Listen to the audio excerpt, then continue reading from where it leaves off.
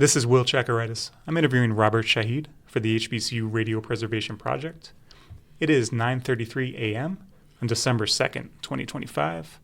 This interview is being recorded at WEAA studios here in Baltimore, Maryland. All right. Can you please just state your full name and what your current role is at WEAA? Yes, I can, Will. My name is Robert Shahid, and I am currently the general manager of WEAA. Been in that role for maybe about 8 years, but I've been here at WEAA a little longer than that. Excellent. And I'm also an on-air host, so I have a show, and maybe 2 shows that I do on WEAA. I just refused to stop doing them after I assumed the general manager duties. What are those 2 shows called? The first is called Masterclass. It comes on 5 days a week from 12 o'clock noon until 3 p.m. in the afternoon. And we call it Masterclass because its main function is to interview both local and national artists, preferably in the field of jazz, or as we call it, America's classical music. And we interview them and we play their music and we have them explain what that music means to them and what its role is in terms of influencing people and its history and their history. And we've interviewed maybe over 600 artists during the course of the show. And we do maybe 60% national artists and 30% local artists because we want to feature the local artists. And what their craft is and who they appreciate and what their influences are. And then the other show is called Oldies But Goodies Extravaganza. And it really is an extravaganza. It lasts 5 hours every Saturday. And it starts at 5 a.m. And it plays everything from the old Fats Domino, the Orioles, all the way through to slightly newer tunes. Not real new.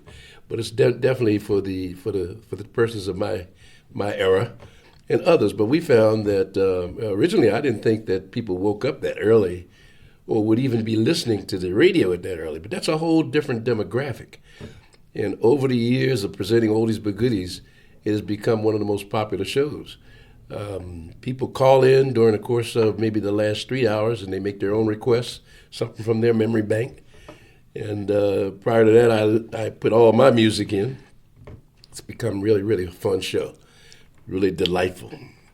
And when I say delightful, what I mean is that the listeners, when they make their request, they tell us why that music has influenced them and why they chose that tune. Maybe they got married with that tune, or they met their first girlfriend with them, or they got their first divorce from that. Whatever it is, they actually share a little bit of their personal history. There's a personal connection. So it's become like a family thing. Yeah. 5 hours on Saturday morning. Wow.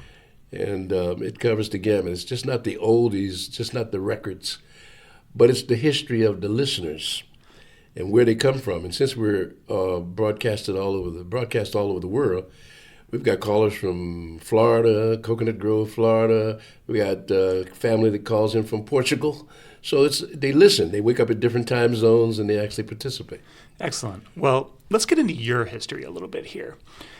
And I'll come back to that programming that you're working on now at the station. But can you tell me just when you were born and where that was? I was born outside of Philadelphia and eventually became a Philadelphia resident in the 6th grade. But I was born in Ardmore, Pennsylvania.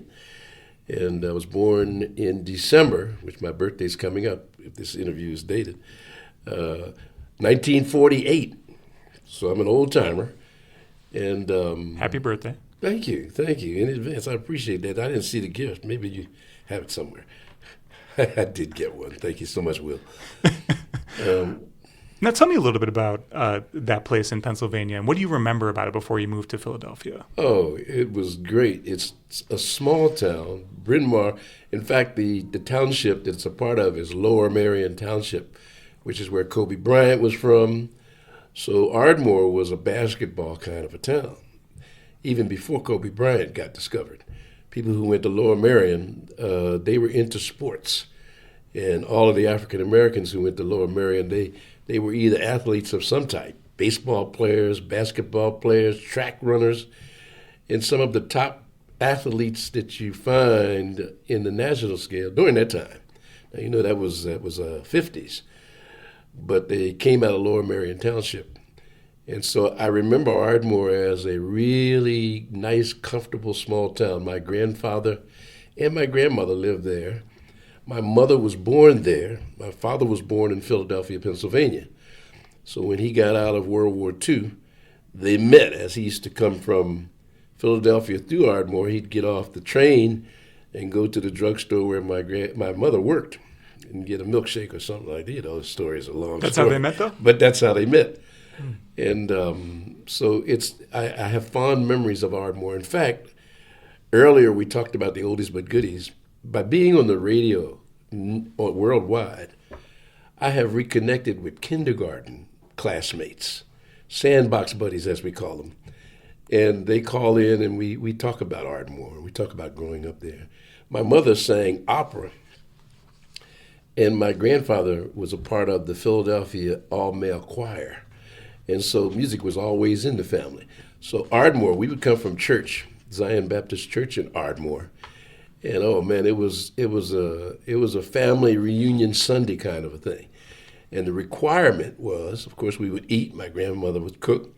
But the requirement was right after you finish eating, everybody had to do something musically to contribute to the family. So we'd be in the living room. My grandfather played piano and sang. My mother sang, so they did duets first. And then all of us had to do something. Some of us played the guitar. Some of us played drums, bongos, tried to sing. My sister played a little violin. Everybody had to do something. And that's what Sundays were like, right after dinner. Wow. And we'd stay there, and the family would be there for hours and go home, and that's the way Sundays were in Ardmore. Thank you for that. Now, can you tell me a little bit more about your parents? What were their names? And, one thing I'm curious about is whether the family history extends back generations in that part of the country, or did family come from somewhere else as well in the country? Was there a migration story? Very good point. I think, like so many African Americans, there is a migration story. My grandfather was from Jamaica, but he worked in the Carolinas. I think it was South Carolina. So he came from South Carolina to come up to Ardmore to be a chauffeur. He was a chauffeur in South Carolina. My grandmother was there, and they met, and things sprung from that. But the two of them bought a house in Ardmore, and he still continued to be a chauffeur. It was great for him. Ardmore, as I mentioned, was a really quaint little town. And so they came from there, and they raised a family. The family included, of course, my mother as a daughter, my aunt, Vivian, who eventually became a teacher in the Philadelphia school system. She was a doctor in the English literature. And my aunt, as I mentioned before, Helena, she was a dentist's wife. I don't know whether you can classify that as something that she was, but that she took great pride in that. In fact, my uncle, who was the dentist in the small town of Ardmore, became the only dentist in Ardmore. And so he was well known. He had a clientele of just about everybody. He was a fair complexion guy, so he had the entire small town of Ardmore. And if I can tell an interesting story about that, by him being fair complected, nobody knew that he was an African American. He passed. He passed totally. So his wife used to hide in the back and make sure she was there to cook dinner. And he was the cause of my sister and I hating dentists for a lifetime, because what he would do is he would bring his clients, his customers in, and he would do whatever he needed to take care of their teeth. But for us, he tried to squeeze us all in between the appointments. So he maybe in a 15-minute time frame, he would take care of 4 or 5 of us. No Novocaine, no anything. So, it was a lot of noise going on in there, a lot of screaming and yelling. I really disliked the guy because of that. But he was really a great guy. He was a great guy because, being the only dentist, he made quite a bit of money. And he had a fear of the banks because he came up during the Depression era. So all that he made was hidden somewhere in that house. And when he finally passed away, the family had to really secure the house because they knew And it took years for them to discover. I don't think they did fully, but it took years to discover where all that money was. Wow. And what was your mom's name? My mother's name was Madeline. She just passed away 2 or 3 years ago at the age of 98. Wow, what a full life. Yes, very much so. And was Ardmore a predominantly black town? Ardmore was fairly mixed. Mixed? It was mixed. I'd say it was a 60-40, 60% African American. But of course, in a lot of those small towns, you lived on opposite sides of whatever the dividing line was. And all the churches that were African American were on one side and all the ones that were white on the other side. But they intermingled because most of the African Americans worked for most of the whites in that town. What were some of the jobs and the industries and? Oh my goodness! Laundry jobs, house cleaning jobs. I think that was it. There was Bryn Mawr had a assembly plant there, and I can't remember what it was, but that's where a lot of African Americans worked in that assembly plant. I don't even know what they assembled. And I imagine those were pretty good paying jobs. They were pretty good. In industry. The people in Ardmore lived pretty well. They were pretty. It's considered at that time. It's considered to be middle class for people in Ardmore. And if I can reflect on this, so many of the people from Ardmore that grew up in my age went to college. Either they went into sports, they didn't go into the big leagues because at that time African Americans couldn't play in the major leagues, either in baseball or football or basketball for that matter. But they all went to college in some way or another. And to this day, when we run into each other, it's like a small brotherhood of people from Ardmore that talk about what they have achieved. Maybe not me. I'm low on the totem pole. I don't know about that. Do you get back there often? Never. Okay. In fact, I went back once last year when one of those sandbox buddies' mother passed away. She passed away at 108 years old. So I felt obligated to go. Not because I knew her so well, but her daughter was one of my classmates, Carol Merrill. And we went back to her funeral, and it was there that I saw a whole lot of my old buddies that don't call into the Oldies But Goodies show. And it was really great. Great reunion. What was your father's name? Robert. I'm a junior. I'm a junior in the sense that his name wasn't Shahid. His name was Cisco. So I was Robert Cisco Jr. And I changed my name while I was in college. I went to FAMU. So FAMU had a great influence on me. And it also had an influence on where I saw myself in the history. Yeah, briefly tell me where, because we'll get there, but I want to know what went into that decision to change your name. And that's interesting. How did you think about it? You prying into a very important part of, I think, my awareness. What prompted me to change it, that experience in Ardmore with families that were closely knit. And I don't think I ever knew any difficulty in Ardmore in terms of crime or neighbors not getting along. We were the children that waved at the policemen. Conflict doesn't stand out really. Oh, not at all.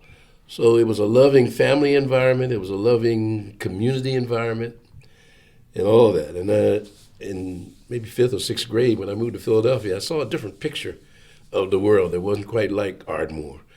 When I moved to Philly, Rizzo was the police commissioner, and Frank Rizzo? Frank Rizzo, so you know his history.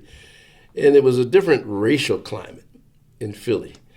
And I wanted to escape Philly for reasons that you'll probably ask me. But if you don't, I wanted to escape Philly. We'll stop it there right now. Well. So okay, we'll get towards that name change and that sort of awakening at college. But when you do arrive in Philadelphia, what do you see? What does it feel like? What does it smell like? Describe this place that you're encountering. Totally different. First of all, we lived in a very small house in Ardmore. Though we had a big yard and had great parties, but it was a small house. My sister and I were the only children, but it was still small. I saw it recently when I went to that funeral, and I can't believe that we lived there. So the idea was to move, as they consider, move up, get a bigger home.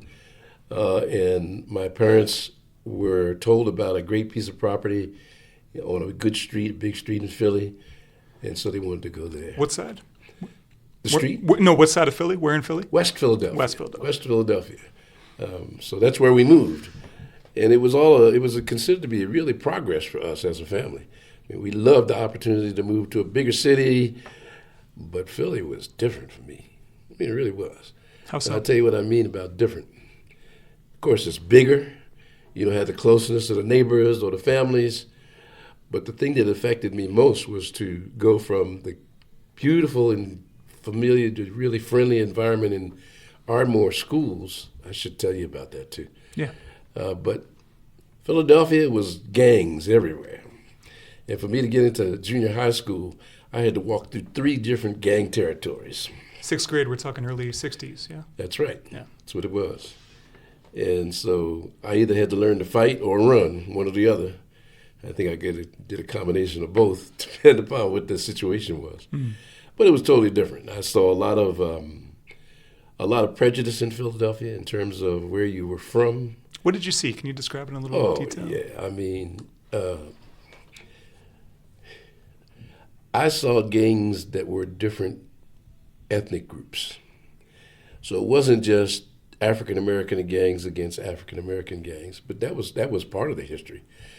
But there were the Italians, and then there were Jews, and there were all different ethnic groups, and none of them liked each other.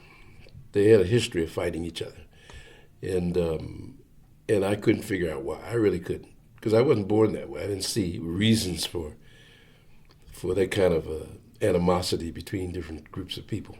So I struggled with that. I really did struggle with that mentally, that could exist.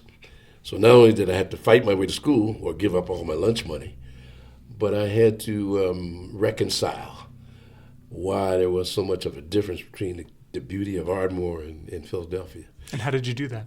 I don't know how I did it. I'm not so sure that I achieved the difference, because Philadelphia, the pressure of those groups forced a young person like myself to become a part of one of them.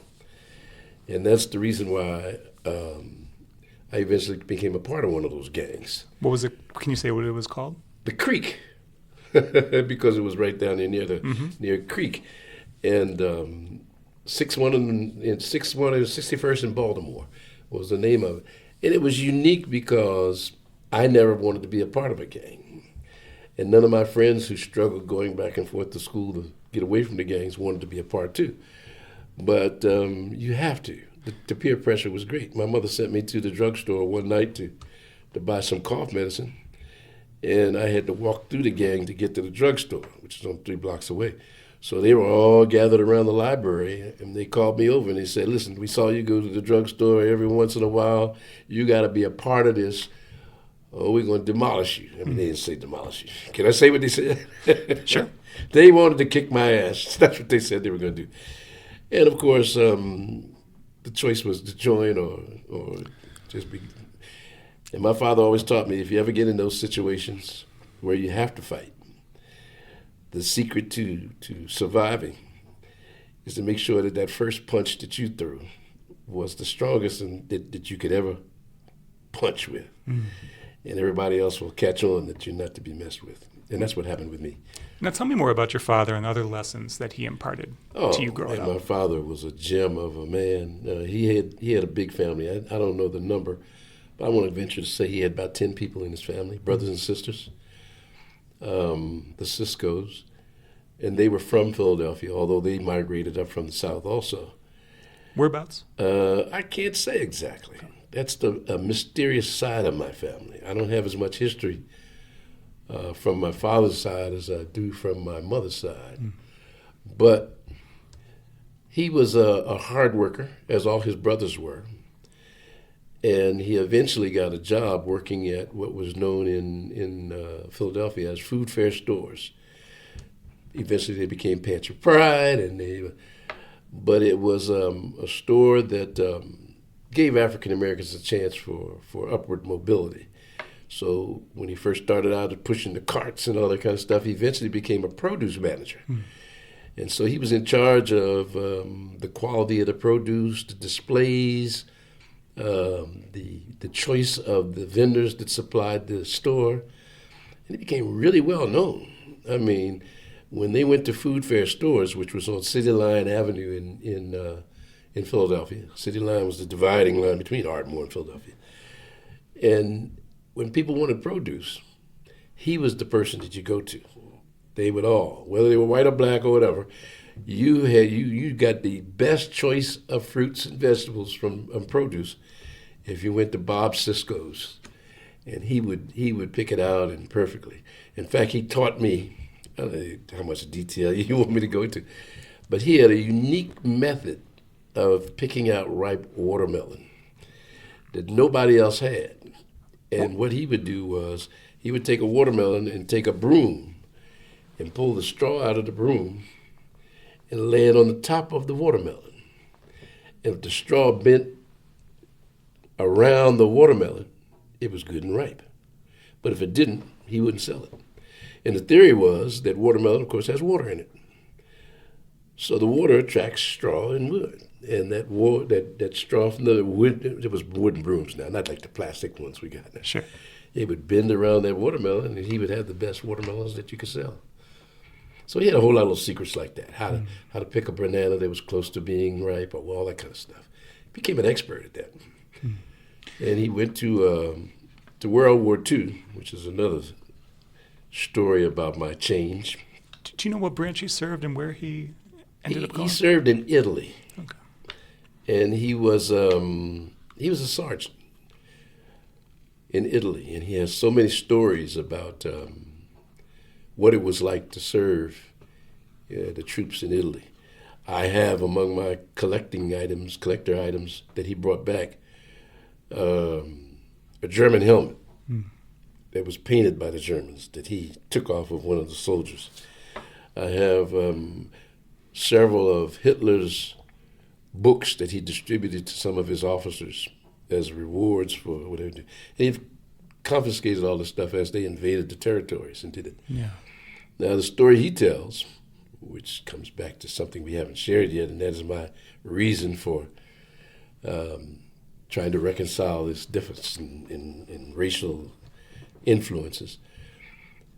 In Italy, he would be in Italy, and they would be fighting to get into the German strongholds. And he would tell a story about how they couldn't penetrate the line. It would be difficult. And soldiers were being killed left and right. And his best friend was trying to save himself from being shot. And he put his head up above the foxhole and got shot. I mean, seriously. He wasn't serious enough to die at that point, but he was wounded very severely. And my father came to his rescue and held him in his arms, and he called the medics over to pay close attention to him. And he said, please, please, please, help my best friend out. And they came running over, and of course, the medics were not African American. And they came and saw that he was, as they called them then, Negroes. And said, we don't have time for him. And my father's best friend died in his arms. Now, I used to ask my father, repeatedly, week after week, tell me war stories. They were fascinating me, men with guns and shooting. And he would tell me these stories, but he wouldn't tell me that one. He told these stories to me about other fights and battles and some of the kind of heroic kind of stories. But when he told that story, that's the first time in my life that I ever saw my father cry. In fact, I'm welling up right now thinking about it. I didn't think he could cry. He was a muscular guy, and I refused to ask him another war story because of the way that affected him. When did he tell you that story? Oh, I was coming out of junior high school. Yeah. And when he told me that, I said, I'm not going to put him through that anymore. I'm not going to ask him that. But it affected me because I, too, said, that's your best friend, and he couldn't get attention. And so...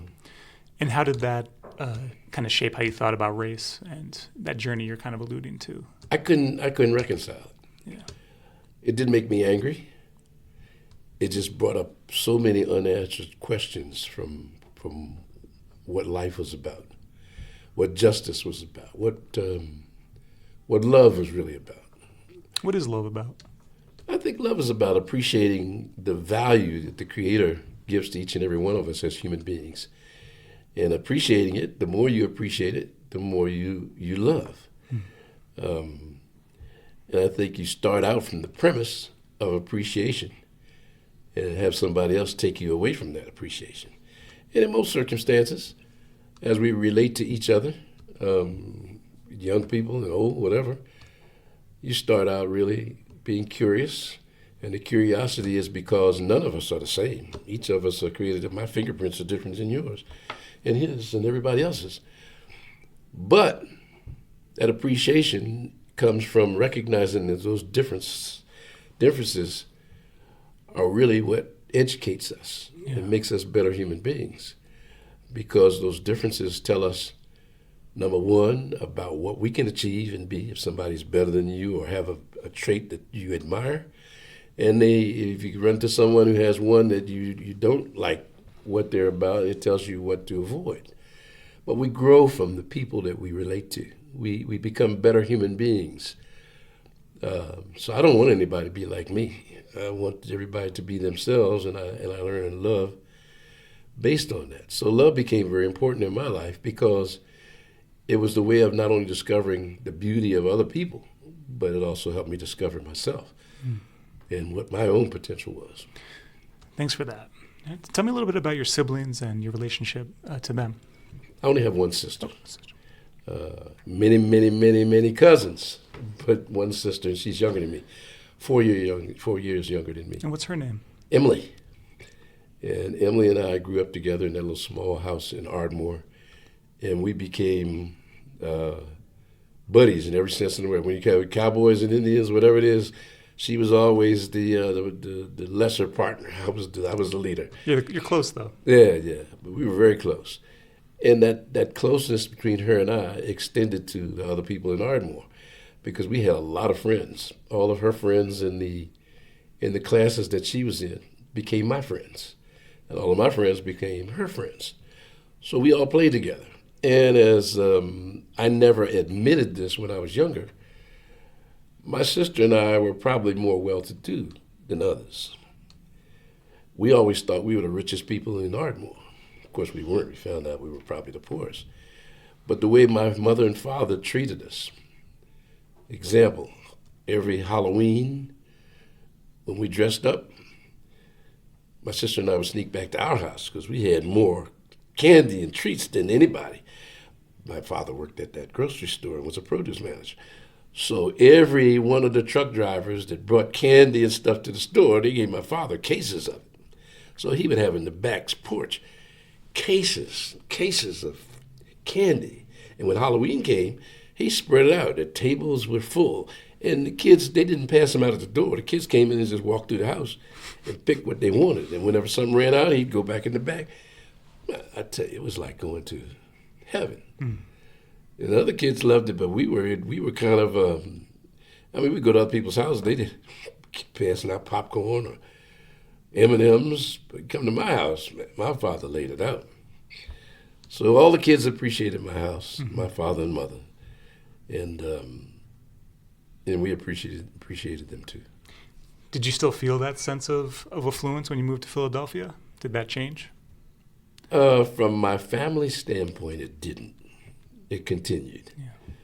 Halloween was a little reserved. We were a little bit more protective of who came in and how much they got. But it was still that same spirit of giving, and it just wasn't as community-wide. Yeah. We did it right on the block that we lived on. Now, you mentioned Frank Rizzo earlier, and I'm curious, 1964, right? There's a bit of an uprising, some call it a riot, involving police and African-American youth and community. What do you remember about that time? You were a young person. You must have been in high school. Are you talking about the situation of the move? That's in the 80s. I'm thinking. That's right, okay. I'm thinking in 1964. There's a bit of conflict with police then. There was in Philly. That influenced me because Rizzo had a tactic of intimidating the African American community, and that tactic was a 40-passenger bus would flow through the neighborhood at least once or twice a day. 40-passenger bus packed with police with shotgun racks at every window of the bus. And it would drive like 10 miles an hour through the streets. So it let us know if you got something to deal with, we got something to deal with you. So it was an intimidation factor that made me say, was this necessary? I mean, you know. So I remember what happened because it wasn't in my area. It was mostly in North Philadelphia. But still, that intimidation and the relationship between, or compared to waving at policemen in Ardmore and having them look like Gestapo, sort of like they do today. Again, it didn't make me disrespectful of policemen. It didn't make me despise that relationship or those intimidation tactics. It just raised questions because I couldn't reconcile the reason why. My parents could because they had been through quite a bit more of experiences than I. But for me growing up, I why is it so much of this craziness? Why is it this hate? Why is it this animosity between people? I couldn't figure it out. Have you found an answer since? I found an answer in college.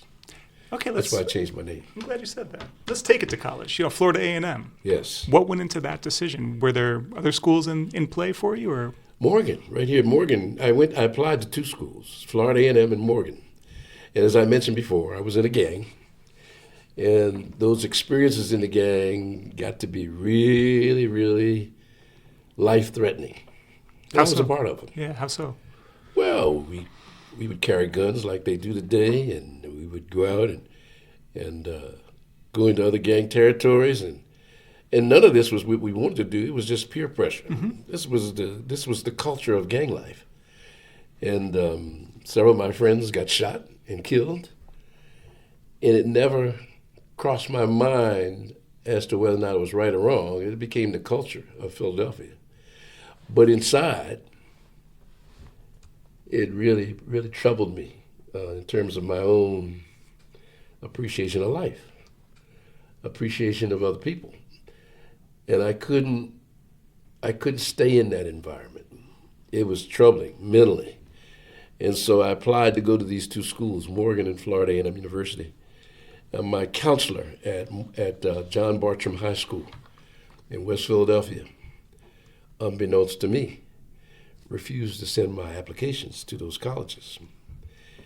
And when the June period of graduation came and I didn't get any response, I questioned my aunt rather than the counselor because my aunt had her doctorate in English, as I mentioned to you. She taught in the high schools, and I said, why nobody's responding to me? And of course, she had clout because at that time, as a doctor, having her degree, and also as an African American, she pushed a lot of buttons in the school system in Philadelphia. And she pressured the counseling staff at John Bartram High School and said, what happened to my nephew's college application? You know, where is it? Well, long story short, she never sent it in. She put on my application and referred to the draft board for Vietnam. She tracked you to the military. Oh, yeah. Yeah. And, of course, that raised a whole lot of stink in my family. She got terminated. She got fired. And my applications eventually went to Morgan and Florida A&M, and both accepted me. Family was overjoyed. I was overjoyed. I was happy. But Morgan was too close to Philadelphia. And my goal was to get as far away from Philly as I could. Plus, I heard FAMU had a band. And I was a musician also. Yeah. And so to get away, I figured I'd go to Florida A&M. Because number one, it was a long ways away from the troubling world of Philly. And number two, it had a band. And number three, I didn't have one family member in the state of Florida. I didn't know one human being in Florida. Mm-hmm. It was like life anew. Starting fresh. Gone. And when I got on Eastern Airlines to go to FAMU with my Foot Locker, arriving in Tallahassee, Florida was like a whole new life start. And was it always the drums leading up to that point for you? The drums, you say? Yeah. Or was it multiple instruments? Yeah. Did I mention it? A little bit. You got insight there. Yeah, drums. Well, I played in, part of my relief from the gangs was that I played in several different Philadelphia R&B bands. What do you remember about those bands? Oh, I love what they're called. Where'd you play? I played everywhere. Philly was a musical town. My uncle played vibraphone with with some of the luminaries like Lynn Hope. And he got a chance to play with Dave Brubeck for a little while until Dave Brubeck discovered that he was faking his reading skills and couldn't really read. He was a natural, yeah. Yeah, but I played the Intrigues, which is a vocal group that had out a hit in Philly called In a Moment. And I was at the backup band for the Intruders when they were originally starting. And we had several bands that played all around. And of course, I was only like 14 or 15 then. Yeah. I played in clubs behind strippers. And so that was my getaway. And those influences were really, really great musically. It's the heyday of Philadelphia soul, right? Oh, yeah. Oh, yeah. It's kicking off. Yeah, we're really kicking off. A lot of youngsters. I knew some of the youngsters. I knew Kenny Gamble before he got into that. We used to go to the Uptown Theater, which was on the Chitlin Circuit, and see artists like James Brown and the Coasters and Marvin Gaye. And when they started, my uncles played in that band. It was the Uptown backup band for all those groups. So we never had to pay to get in there. In fact, our payment was we would finish our chores at home between 6 a.m. and 10. And then if we finished, we'd all get together and eat Philly cheesesteaks and milkshakes. And then my mother and father would send me off to the Uptown, my sister and I both. And we had free tickets. So we go to the Uptown and spend the entire day till midnight. Wow. And in those days, those artists that came through there, they had shows, 5 or 6 shows a day. So you go in there and you stay there and you saw 5 or 6 shows all the way through to the midnight show. And it got me acclimated to how they perfected their performance craft and what the music was like and how it was not just redundant, that every show was different and every performance was an opportunity to be better than the next one or the one before it. And I strive to do that personally. So come back into FAMU. I thought I was a good drummer, and I went to FAMU and applied to get into that great popular marching band, the Florida A&M Marching 100. And you knew about it before? Oh, yeah. They were on the Super Bowl. They played for the Super Bowl, and it was, what a band. I don't know whether you've ever seen them. Only video. Man, what a band. Needless to say, they're in Florida. Yeah, what did you discover in Florida? First of all, I discovered that all the kids that went to high school in Florida that played drums, they had mastered drumming. They weren't no just mediocre playing in the clubs and having a good time guy like me who played from feeling. They knew their stuff. So when I applied, they said, man, you can't even make the band. So they denied me a chance to be in the band. And I just love what they did. Did that slow you down from wanting to keep playing drums? Oh, no, because the opposite thing happened. What I had as a result of those playing in Philadelphia clubs as a way of experience was I knew how to play. They knew how to play, but they knew how to play marching band rudiments and all of that. And they were superior musicians in that sense. But on that entire campus, and I know somebody's going to refute this, there were only 1 or 2 of us who could play in the clubs, knew how to play. We backed up Sam and Dave when I was at FAMU and all that kind of stuff. Mm-hmm. So as a result of that, my father shipped my drums down to Florida A&M, and I became one of the selected drummers that were the go-to musicians whenever that kind of music was desired. When the circuit came through. Even in the School of Music, although they had the top-notch players in percussion and drums, the jazz band, I was the drummer. Who were your idols as drummers? Well, as drummers, Tony Williams, who played with Miles, Jack DeJohnette, who played with, my old memory is escaping, but Philly Joe Jones, who played with my uncle while he was there in Philadelphia, Art Blakey. Oh, the list goes on. Because I got to see them all. See, Philadelphia was a stopover place for musicians. Yeah. There's places like the Showboat Bar and Pep Bar, and I'll tell you something else about that, if I might. Please do. Playing drums and being a musician in Philadelphia was a special experience. As I was playing with these R&B bands in Philly, and we got to be very popular playing into the clubs,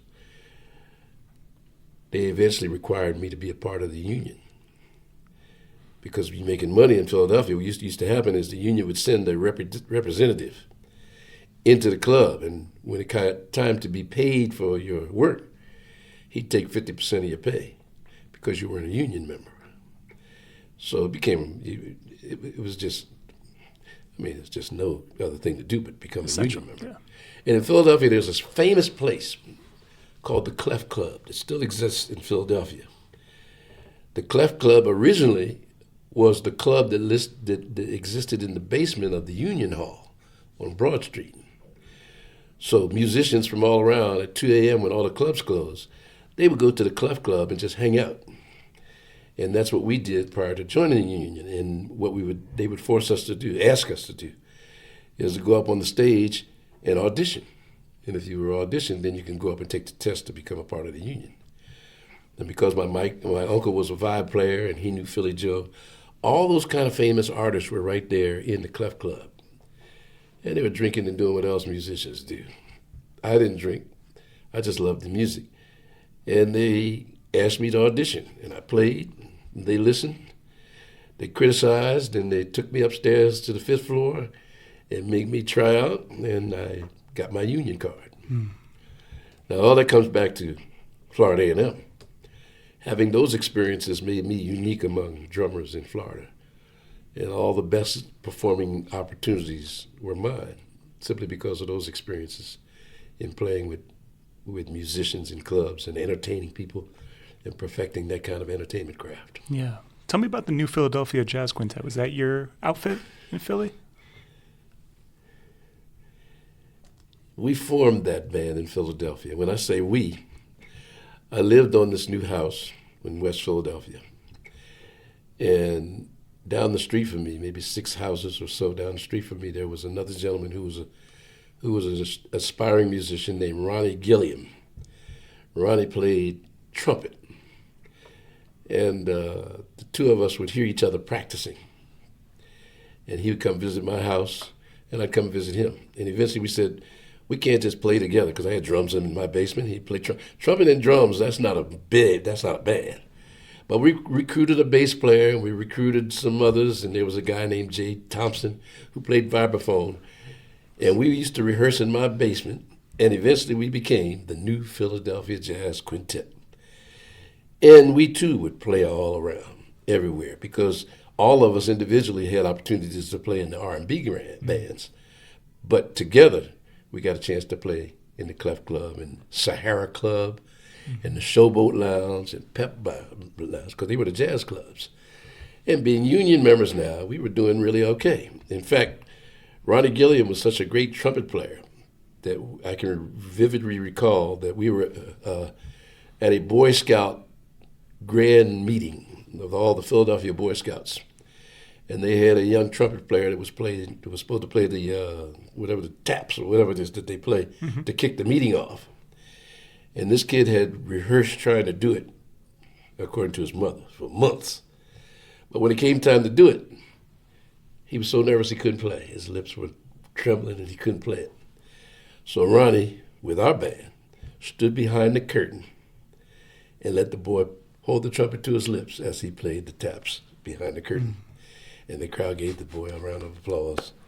And nobody ever knew, in fact, probably till now, that Ronnie played the trumpet and allowed that boy to be appreciated by the troops. That's wild.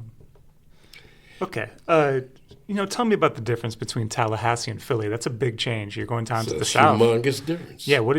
How did you feel in that moment coming down for your freshman year? Tallahassee had a mixed influence on me. First of all, it was totally different than Philadelphia. No gangs, no crime, no fighting. The town was another quaint town like Ardmore was. Tallahassee only had one bus. And I don't mean one bus company, I mean one bus. And it would come through the campus, take you all the way through the city, all the way through Tallahassee, and come all the way back around. So if you missed it, you had to wait till it circled the entire city to come back to where you wanted to get on it. That was never a disadvantage, because the people were so friendly in Tallahassee that if they saw you anywhere and they knew where the bus was, you didn't have to hitchhike. They said, come on, you want to ride? Where are you going? And they didn't care who you were or what. They would take you wherever you wanted to go. Not just on their route, but you just tell them where you wanted to go. To me, that was a return to Ardmore. The people were friendly. It was beautiful. What I found out was that was on the FAMU side of town. Mm. There's a railroad that goes between Florida A&M University and Florida State University. You probably know that. It's a familiar story, right? An HBCU next to a large PWI. And what happened on that side of the railroad tracks was totally different than what happened on this side. And we literally couldn't go on the other side. I mean, we could, but it was a different lifestyle. And that, again, was something I couldn't reconcile. So most of the time I stayed on this side. As a small story, in 1968, which is my second year, sophomore year at Florida A&M University, that's when Martin Luther King got assassinated. So when Martin Luther King got assassinated, the schools closed down everywhere. Go home, because it's a tumultuous time. The different cities were having riots. There were problems. Well, I couldn't go. And the reason I couldn't go is because affording an airline ticket to Philadelphia was only for Christmas. I mean, otherwise you were stuck there. So here I am with maybe one or two friends from Philly. We couldn't go home, but King was assassinated. But when the campus emptied, that's when, sitting out the window in my 6th-floor dormitory room, we were able to look out and see cars and cars of Ku Klux Klan members drive like 2 miles an hour through the campus. And they would turn on, in that days, cars had a dome light. Like we have them now, but you click the switch and the dome light comes on. And they would keep the dome light on so you could see that they were Ku Klux Klan members. And hooded, full regalia, guns and everything, and they just kept circling the campus to let us know, whoever was left on there, which was kind of funny too, because they knew nobody was on the campus, but just a few people. What did that feel? Yeah, what did that feel like? You're coming from Philly. Coming from Philly again, my friends took it different than I did. I think it was a severely intimidating practice for the Ku Klux Klan to do that. It was also very cowardly, since they knew there was only 10, 15 people on the campus, So whoever was left on the campus couldn't have done any harm. So me, it was just stupid to me. I mean, it didn't conjure up any hatred or just feeling of fear. It just said, man, this is like the difference between Ardmore and Philly. This is another example of something I couldn't reconcile. Why people acted like they did. Why were they hate-filled? What brought this on? The assassination and this. And I'll tell you something else that was relative to that, if I can. You allow me to do that? Of course. The Drew family, they were my cousins. Jeff Drew, to this day, is my cousin. His father and mother, Dean Drew and John Drew, they lived in Birmingham, Alabama. So every summer we would, as a family trip, spend 2 weeks going to Alabama to live with them. There again was one of those things I couldn't reconcile. There's a difference between Philly and Tallahassee and Birmingham. Mm-hmm. I'll tell you how big the difference was. Martin Luther King used to spend his nights in Birmingham at my cousin's house. So having the experience of having A.J. Gaskins, which was the first black millionaire, and Martin Luther King and Jesse Jackson, all of them at the house that we would visit, was an experience that also created a lot of questions for me. Because they were fighting civil rights, and I never understood why people hated each other, that there had to be that kind of issue. We would be there in the house, and Birmingham at that time, that street in Birmingham, Center Street, was called Dynamite Hill, because the Klan used to come through there, and the story. So we used to have like air raid drills once every night. When the phone would ring twice, that meant everybody turn your lights out and duck under the couch, because it could be a possible bombing. Mm-hmm. And this just wasn't fake air raid drills or fake, this really would be happening. And several times we'd hear the bombs go off. And it would be, but the role that my uncle, John Drew, played was that he was in the insurance business. The business was called Alexander and Company. And he was the only insurance company in the state of Alabama that would insure the civil rights workers when they would drive down on the bus, or when they needed to have automobile insurance, or whether they needed to have liability insurance. He was the guy. So that's how they made their money. And if we look into, I forget the author's book. It's on one of my interviews here in WEAA. But the history of Martin Luther King does a whole 2 chapters on the Drew family and the Dean Drew, and how she was instrumental in the civil rights movement, because whenever Martin Luther King would take the civil rights workers out to downtown to protest, she was fair-skinned too, like my other uncle. And she would go to the Five and Dime and buy up all the whistles. And when they would be ready to sick the dogs on the workers, they had a secret weapon, and they didn't pull out a gun. They pulled out the whistles. They were dog whistles. And they would sick the dogs, and the book would tell you. And all the civil rights workers would pull out the whistles, and the dogs would run wild. And what's his name? I can't remember his name. The police chief and all. Oh, Bull Connor. Bull Connor. They couldn't figure out why the dogs were running. They couldn't attack them with dogs because they had those dog whistles. I kind of deviated there. No, that's okay. But I'm going to tell you how it's all that. connected, because all this was a part of the influence on me trying to reconcile this thing I thought that was love. Yes. And how no place I went to really allowed that love to be expressed, because it was always a conflict that I never understood. I never understood Martin Luther King and why they were after him. I mean, people would tell me, but it didn't reconcile with me personally. I couldn't see it. I knew that we would hear the reports about who got hit or who got hurt. And I was so thankful that we only had 2 weeks to spend in Birmingham. In fact, I don't know if you're aware of this. There used to be a green book. Mm-hmm. The Negro Motorist Green That's Book. right. Yeah.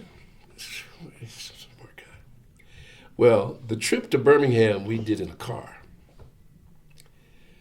And what would normally be an 18-hour drive to Birmingham was a 3-day trip for us, because we had to take the route of the Green Book. So instead of taking the direct route, we were all up in the Blue Ridge Mountains and everywhere else, smelling skunks and stopping at gas stations with Ku Klux Klan members and all that just to get to Birmingham. And the only way we got there was my grandfather, as I told you, who was a chauffeur. He would put on his chauffeur's uniform and be the driver. And the rest of us would hide in the back of the car.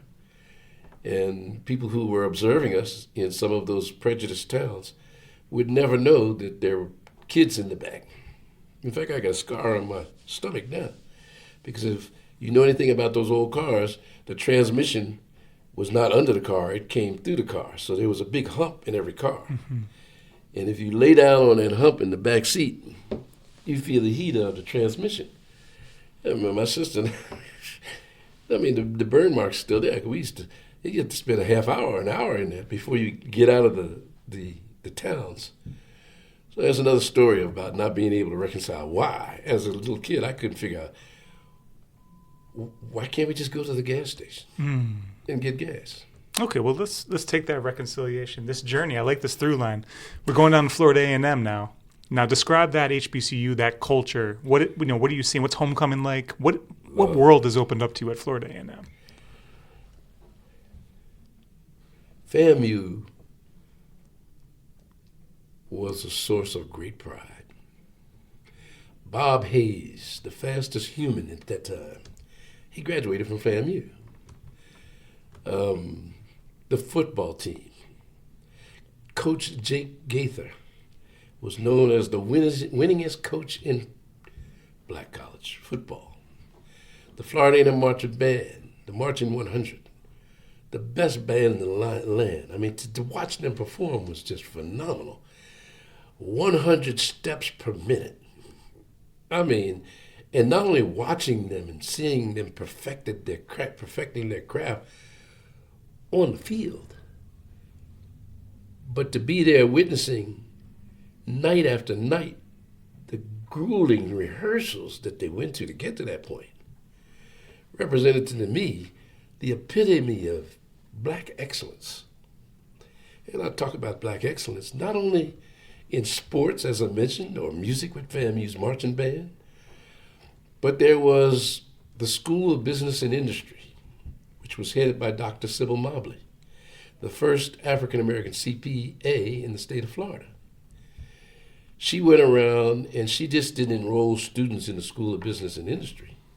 She went around to the Coca-Colas and the Ford Foundations and said, what do you need to fulfill what was then a quota to hire African-Americans in a professional role? And we know it's difficult to find those persons now, but we will groom our students to meet that requirement. And then our students could go through and matriculate through her programs and classes and automatically have a job when they left because they were qualified. And it was like a shopping center for major corporations to get the best of African Americans. And she did that. So when you went to the School of Business and Industry and you majored in accounting, or business, not only did you get the best of the education because those institutions would also send people in to help in the classroom, but when you graduated, you didn't look for a job, you had it, and the best of it. Did you follow that path? I did in a crooked kind of way, because you don't want to hear about the crooked kind of way, do you? I kind of do. I went to Florida A&M and was so impressed with all that surrounding excellence and all those beautiful young ladies that I went because I wanted to be an engineering major. And they didn't have a school of engineering. They had a vocational tech society that you could go to and then transfer to an engineering school. And I needed to sharpen my math skills. But when I got to FAMU and the music impressed me and the band impressed me, I quit the engineering pathway and majored in Black Studies, which didn't have a promising future to it, but it was definitely something I was interested in. Well, I'm glad you said, well, just to briefly say, right, this is the heyday of Black Power, right? Oh, yeah. 1968 to 72, this is an early Black Studies program. Which is the eventual course to my namesake. But so tell me about taking Black Studies courses and continue this story. Because my interest was in all these heroes in Black history that I never heard of when I was in Philadelphia. Never knew anything about in Ardmore. And I want to know who they were. And Florida A&M specialized in teaching. I don't know why his name is escaping me now, but my professor in history was a friend of John Hope Franklin. And so all of Hope Franklin's books were there with him, and we learned from those. And the vast amount of firsthand knowledge that the professors had about not just the history from a distance, but they knew the authors of those books. Everybody from Frantz Fanon and the Black Like Me, I forget all these authors, but I still have all those books. So when they taught the history, they would bring those persons in firsthand and they would tell us. And we'd be gathered around and we wouldn't leave the classroom. The class would be over. And I soaked up all of that. Do you remember any of the other authors who might have came through? Oh, sure. Richard Wright, the poet. Help me. Oh, I want to. You don't want to help me. No, I do. Yeah, the poet, what's his name? Why does he just had a birthday? The Fire Next Time guy. Oh, James Baldwin? James Baldwin. Oh, my goodness. Man, all these guys, man. We knew those persons. And to deviate a little bit, so much so, I had an uncle and an aunt who taught here in Morgan. Lillian B. O'Daniels and Thurman O'Daniels. And they both taught literature and English here at Morgan. And their books, which I have a couple in my library here in the office, they met, whatever his name was. Baldwin. And he did a lot of work on Baldwin and analyzing Baldwin's work, which I have copies of. Nobody remembers him around here now. You know, I mentioned Thurman B. O'Daniels or Lillian. Morgan doesn't remember. Oh. Well, tell That's me. all right. That was all part of the history. So you're in this. So you're majoring in Black Studies. Majoring in Black Studies a little while. Tell me about the name change and what went into that choice. Well, I'm majoring in Black Studies, and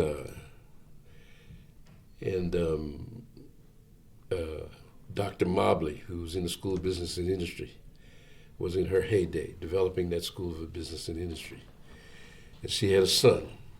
I can't remember her son's name, but her son was a troublemaker. And his son was married, and he had a child. And without mentioning names, the person he was married to, a very, very attractive young lady, couldn't get along with him because of his deviant behavior. This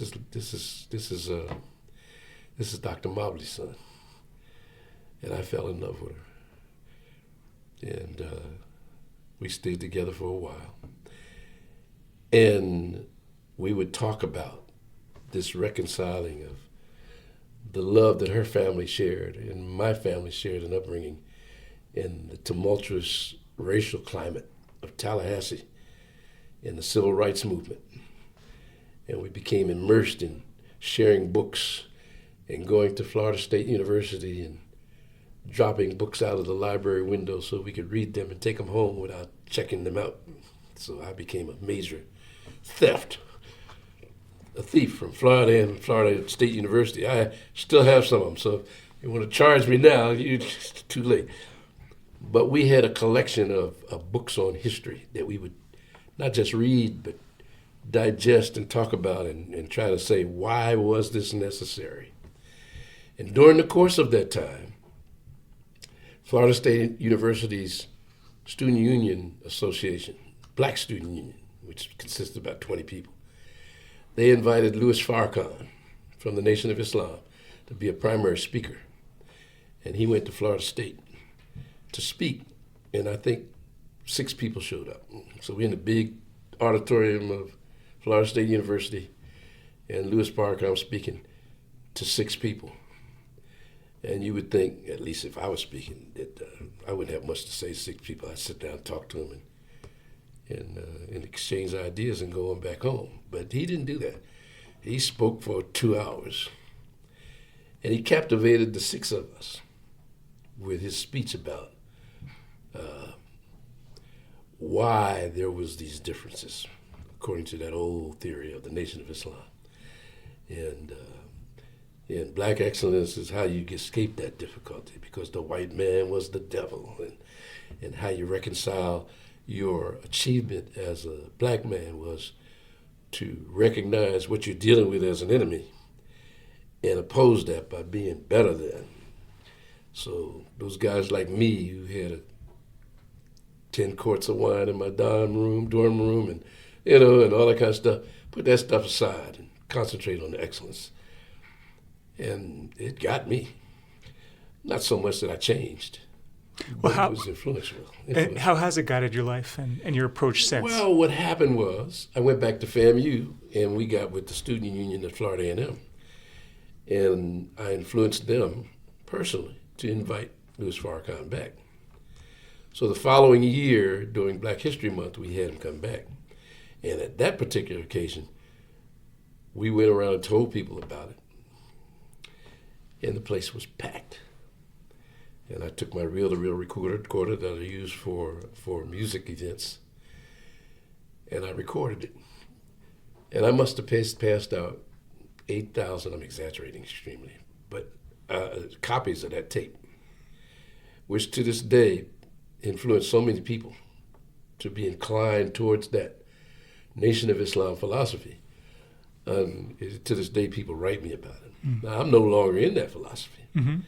but that philosophy eventually made me think that is definitely the way to go. Not because I believed in the philosophy, but because it gave me the mental ability to reconcile why I couldn't see why people didn't love each other. Mm. And you felt like you found the answer? In my mind, I found the answer. The reason is because we're different. Somebody, a group of people who were white, they have a different inclination towards appreciating life and love. And this group, who I was about to become a part of, we knew what love was all about. And as long as I associated with this group that didn't know what it was about, it gave me the ability to excel, because I no longer was perplexed by why the environment I was in didn't work. Why, for a long shot, why my father could only be the produce manager but never the store manager. And why all that became a solved problem for me. It worked. And in order for it to work for me, I had to reconcile my role as a student of African American Studies and get into something that was more on the path of productive excellence. And what did you get into? I got into accounting. Tell me about that Through the decision. courtesy and the help of Dr. Mobley. Okay. And the help of her daughter. And I studied and I studied and I studied in accounting. And as a person who was responsible for bringing Louis Farrakhan to the campus of Florida A&M, I had I guess it was at that time a luxury of being closer to him than the persons who were just attending the lectures. And at the time I was switching majors, I personally asked him, I said, listen, I'm a Black Studies major, but I'm starting to study accounting.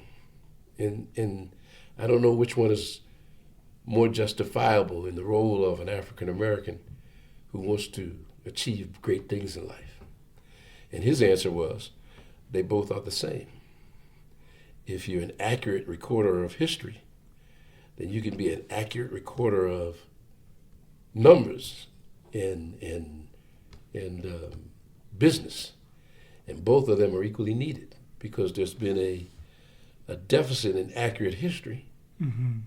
And there's also, as you see in the business and the exploitation of the masses, a deficit in accurate recording of finances.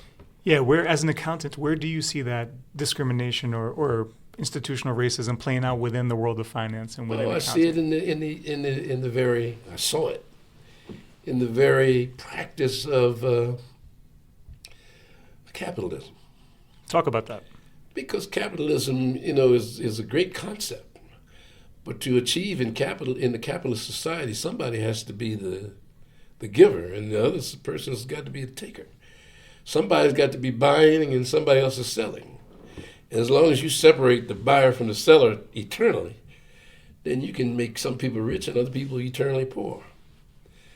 And I saw my ethnic group of people, as being the eternally poor. And that too was a conflict, because my uncle was rich from being the only insurance man. But he was rich because Black people supported him. Right. He didn't have any white clients. Now, there's another conflict there, because his whole effort, that's my opposition to King, his whole effort was to integrate.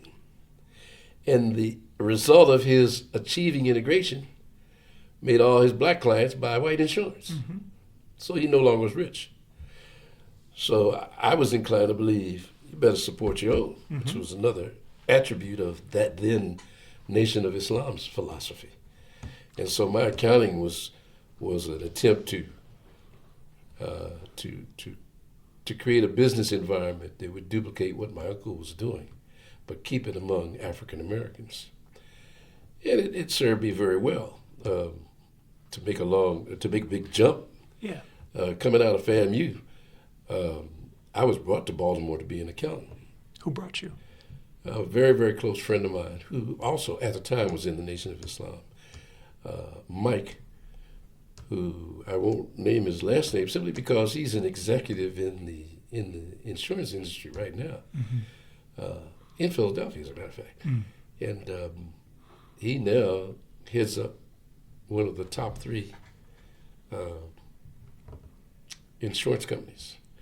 So he and I both had the same philosophy to use accounting as a catapult. So I became an accountant for the city of Baltimore. I opened up my own practice. It became very successful. And did you have that focus on serving Black clientele and achieving this self-determination vision within I opened my accounting? practice up for everybody, and I had a equal mix of clientele. So the business philosophy was to provide excellent service, truthful analysis, truthful practices. You got right with the foundation of it, and then knowing that going Yes, forward, you're able to serve. it was a practice that was good for everybody, but it emphasized African Americans. So I became an accountant for this northeast region of the Nation of Islam, and then after I kind of graduated, I don't say graduated, I said my thinking was broadened. Well, what I did want to ask about that. What was that falling away point, or that broadening of your thinking, as you're saying? It was a natural transition. I mean, at And a when? certain point, the Parliament Funkadelic got a verse in one of their funk tunes called "The Bigger the Headache, the Bigger the Pill." The Nation of Islam was that big pill, and discrimination was the big headache. And once you took the pill and you recognized how you could graduate from feeling inferior to where you could recognize your own excellence, then at that point you don't need the pill anymore. You can go on and be a regular human being on par with anybody else that you meet without feeling vestiges of inferiority. In fact, from your dedication to your craft, you actually were on par or better than most people. So as a result of that, you also recognize that old philosophy doesn't work for you. And part of that realization came from the death of Elijah Muhammad. That, during that time, I was there when he passed. And as a result of being an accountant in the Nation of Islam, being there in that February of 1975 when he passed, I was not just a part of the audience. I was there when they told what they call the administrators or the laborers that he had passed. And the way they reconciled that was they brought in Elijah Muhammad's son to be the, quote, next leader. As you probably know, since I know you know quite a bit. Well, there's a split, right? There's a split. And the split was to recognize that there is a graduation from that old philosophy. And that was a pill, the old philosophy, and that the new was to recognize that that the religion of Islam is one that's universal, and that it is not a prejudiced religion. It's one that encourages you to be the best human being that you can be. And everybody else can be just as human as you are, and that you should look at it that way. So you maintain your faith in Islam. Oh, yeah. And thus the name change. Robert Shahid. Robert Shahid. And is Robert Shahid continuing to play the drums while he's an I accountant? play every week. Where are you playing, and who are you playing with at that time? Now? Well, I'm thinking, as you're living in Baltimore and working as an accountant, is that maintain a side project? Now I have to say, I have several drum sets in my house at that time, and I wanted to play drums. But I also had 2 sons and a wife. Is this the same young lady? No. Okay. I met her in Jacksonville. That young lady couldn't embrace that NOI stuff. So Got you. although she helped me to become an accountant, to this day I talk to her. If I could just talk to her over Thanksgiving, she wished me Thanksgiving. And we talk about those times. And she actually went to those old temples with me. But she's a very religious Christian now, and we're still very good friends. But then she wasn't going to swallow that pill. Because she had to go through that reconciliation process. But the point is that I played drums and had a family. And the family, being an accountant, didn't allow for time to play drums. Plus the fact I'd gotten out of the music for a while because music was kind of frowned upon in the Nation of Islam. It was not something that it used to be a saying is dancing and singing for the white man or whatever it was. You know what I mean? It was just not it. And that's not what we were doing. But anyway, that's how it was portrayed. So instead, as an accountant, I used to do accounting work for some of the musicians who stayed in there. Joe Tex was one of my clients. Joe Tex had a song out called I Got You. So everywhere he went and toured, we used to make sure his money was straight, all that kind of stuff, until he died. And are you listening to WEAA while you're living in Baltimore in the mid-'70s, moving into the '80s? Oh, yeah, that was when Kwesi and Fume and the long, tall Larry Dean, the newsman, and they started this station. What are you hearing? Yeah, what is this? What do you know about the station at that point? Well, I'll tell you what. There were two stations that were budding at that time, PFW in Washington, D.C., and WEAA. And living in Baltimore, I was here when it started. There was nothing to listen to. There was really nothing. You want to hear music. There was WWIN. James Brown had a radio station called WEBB. And he played 75% James Brown songs, and the rest, Were these AM stations? AM station, right there on the corner of Walbrook and something. Used to have a man in the glass kind of concept where you can walk by there and see the DJ in the studio. And Kwesi and Fume worked for James Brown in that studio. And when they, and a friend of mine that also transitioned out of the Nation of Islam, Ronald Shakir, who was a close friend of Kwesi and Fume, they worked to get WEAA off the ground. And when that happened, then I began to hear the music that I was familiar with, the jazz tunes, and the real old Temptations and all. Then there was a place to listen to music. And what was even more important was WEA had talk shows. Kwesi and Fume had two-way talk. We educate African Americans. There you are. So the relevance of what was offered, both musically and socially, on WEAA became, you don't want to listen to anything else. And I fell in love with the station. Do you remember the kinds of issues that Kwesi and his colleagues would cover in those early days? Oh, I remember Kwesi was covering politics in Baltimore. Yeah. Why isn't there a black mayor at the time? And what was happening in individual neighborhoods? The demise of Pennsylvania Avenue and all of the music that took place in the Royal Theater, and what was going on politically. And why aren't we working together to make more political inroads in Baltimore? Kwesi was a champion of that. And to this day, he's an eloquent spokesman. So he was like that on two-way talk. And the people would call in. Some would challenge him, and some wouldn't. And most people would just listen and, give him a pat on the back. But the dialogue that addressed those kind of social issues with intelligence, with facts. Something new for the time. Just rhetorical stuff to rouse up people. Yeah. He knew the players. He was a part of the players. And he knew the importance of the role of Morgan State University and this radio station and its influence on Baltimore. And so many people were influenced by that one two-way talk program that I don't think you could. Now, Baltimore has always had its great African-American politicians, the Mitchells and all them. I worked for one or two of them, Bob Douglas, Clarence DuBurns, who eventually became the first black mayor of Baltimore. But Kwesi knew them intimately. And so did my buddy Ronald Shakir. Although he was tagging along with Kwesi, he didn't become as popular. But, which is another story. Ronald Shakir had a program also, Dialogue with the African American Male on WEA. His program was equally informed and intellectual, but it was more of a do for self, motivating people to get in business and that kind of thing. And there's an extenuating story from that. I spent several years working for Muhammad Ali, and that is such a special part of my life, because Muhammad Ali came out of that old Nation of Islam stuff too. Not philosophy, influence.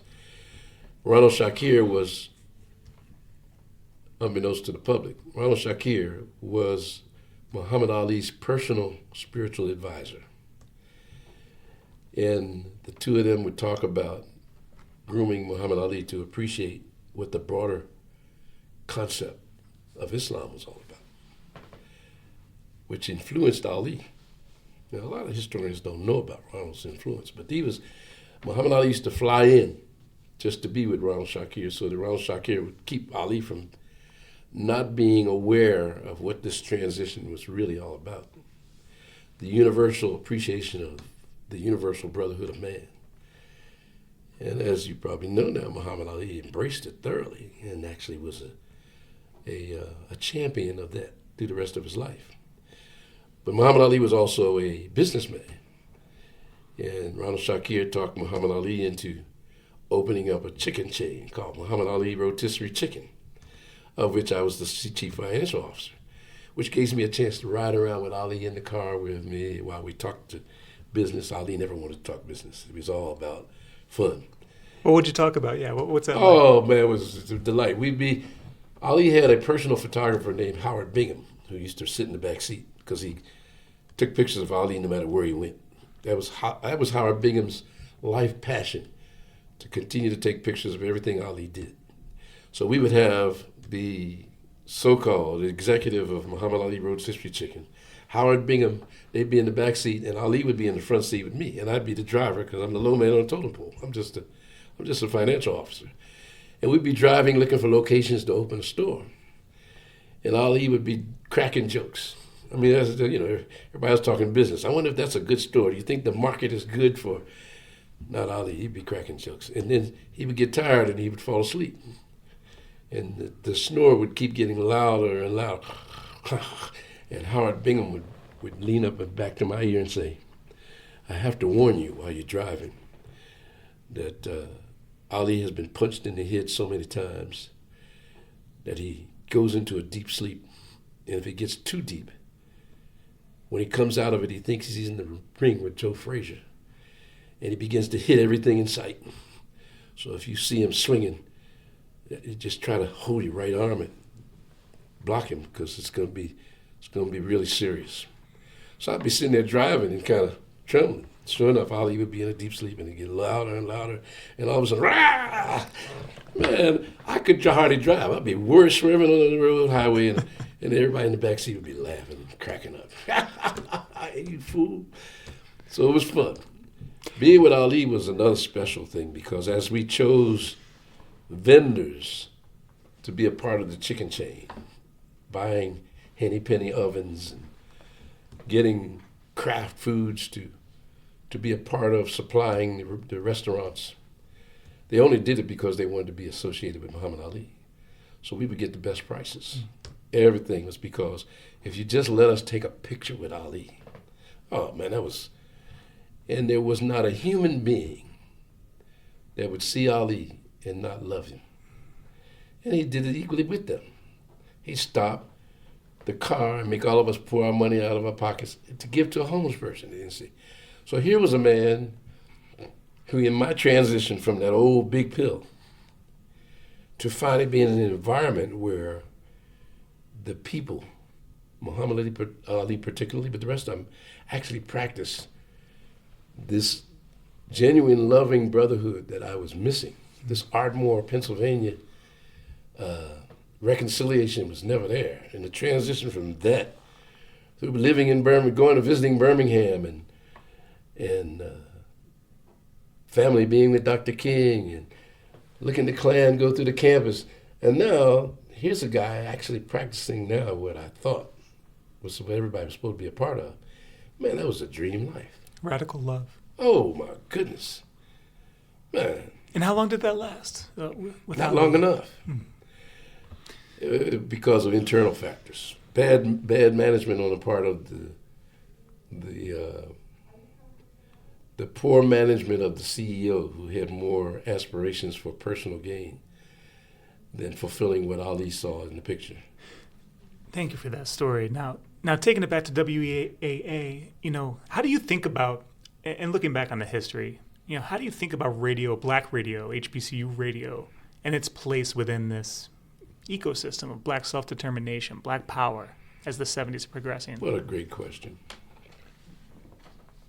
If you had a whole lot of people in here, they'd all have a different answer. Yeah. For me, it's the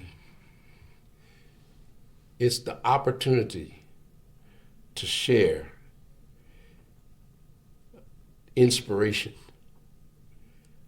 to everybody through providing accurate information politically and musically, not playing trash music, not playing profanity-laced, playing the real music that was the example of excellence in our community, and sharing accurate information in talk shows. That's WEA's purpose. And to be a part of making sure that we don't get off of that purpose, because so many stations do, even in HBCUs. Mm-hmm. To keep that path of making sure that we are an example of excellence in our management here, in our protection of our purpose, of sharing excellent information, and encouraging others. That's the role. So when you say we educate African Americans, and we always say and others who listen, WEA has almost a divine purpose. And how do you, as the station manager, maintain that sense of purpose? How do you not stray off that path? Well, to me, it's impossible for me because I have so much of a background of life experiences that I have a low tolerance for persons who want to say, let's advertise, or let's take on a role that cheapens its existence.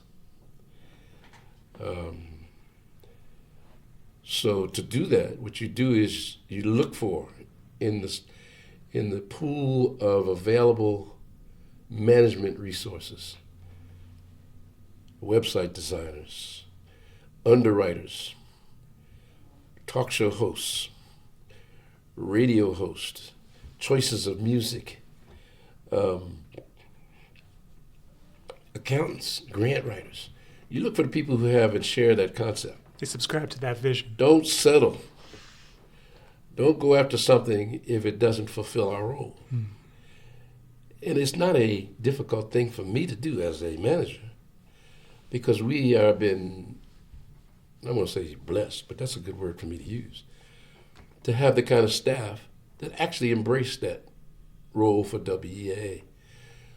So where normally it would be a manager who would whip, don't do that, or we're not taking that account, or, man, it's a beautiful thing to have people who have the same vision, and they do it professionally on their own. Our website won prizes for excellence. When before we had Macari Kemp as a website designer, we didn't even have a website. Desmond, who you talk to, Desmond is very particular about what we do, who we choose as underwriters, and what we say about them, and how we talk about them on the air. He does that on his own. I don't have to tell him. He's a blessing to be with us. Our radio hosts, they've come to the job with the same, and maybe people, but the environment, the group concept reminds them when we get a little bit off track that this is not acceptable to the group. So you don't have to really whip people into that. And how did you first come to the station? And what did you find when you first saw this place? I was always appreciating, as we shared, the role of WEA. For me personally, it was just the music and all of it. And I shared that with you. And I started playing music again. And I was playing in the clubs. And there happened to have been one or two staff members at WE who also came to clubs to listen to the music. And on one special occasion, the stars came together. And when I say the stars, WEAA always wanted a morning show, because in radio, the morning shows kind of, if you got a morning show, the rest of the people tend to stay with you for the rest of the day. So you got to have a good morning show. And they were looking for a good morning show. They had a good morning news person, but didn't have a good morning show, and they needed a host. So these persons from WEA were relaxing, and I happened to be playing at the club where they were relaxing. And the band, which was mine, was late setting up. I mean, musicians, sometimes they don't come on time. So to fill in the time, I began talking about the value of the music and how important the music was and what we were about to play and the role of these musicians and how they learned from the great heroes like Duke Ellington and all that. And according to them, not me, 'cause I'm just fumbling. But according to them, it was so educational that they say, this is the right guy for that morning show. They didn't tell me that. They just invited me to come in and just hang with that morning crew on an experimental day on the air. And I did. I didn't think nothing of it. We came in and they played music, and I said, don't play that, let's play this.